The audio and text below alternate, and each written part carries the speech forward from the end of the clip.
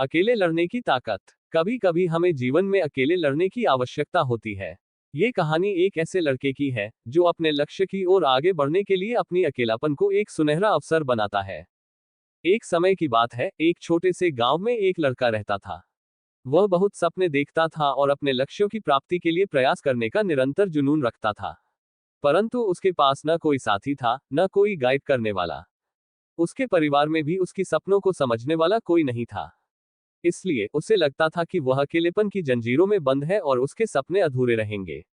फिर भी उसने निरंतर मेहनत की और अपनी आत्मविश्वास की आवाज को बुलंद किया। उसकी इच्छा शक्ति और संघर्ष ने उसे सही दिशा में आगे बढ़ाने की शक्ति दी। एक दिन उसे अपने गांव के बाहर एक पुस्तकालय का पता चला। वह आश्चर्यचकित हुआ क्योंकि उसे पहले कभी ऐसी जगह नजर नहीं आई थी। धीरे धीरे उसने उस पुस्तकालय के दरवाजे पर कदम रखा। वहां जाकर उसने देखा कि लोग पुस्तकों के बीच खोए रहते हैं, और वहां की शांतिपूर्णता और ज्ञान के वातावरण ने उसे संतुष्ट कर दिया। अपनी उत्कृष्टता को पहचानते हुए उसने ने लिया निर्णय किया कि वह पुस्तकालय में समय बिताएगा।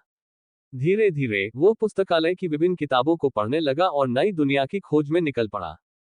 दिनों बिताने के साथ साथ उसका ज्ञान बढ़ता गया और वह अच्छे लेखकों और दर्शकों के साथ रिश्ते बनाने लगा।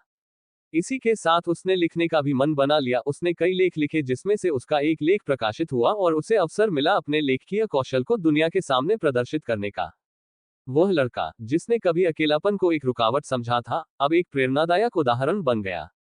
लोग उसे मान्यता देने लगे और वह लड़का अपने लक्ष्यों की ओर अग्रसर होने में सफल हुआ। इस कहानी से हमें ये सीख मिलती है कि अकेलापन को एक सुनहरा अवसर बनाने के लिए हमें संघर्ष करना चाहिए। हमारी संयमितता, समर्पण और मेहनत हमें अपने लक्ष्यों की प्राप्ति की ओर आगे बढ़ा सकती है।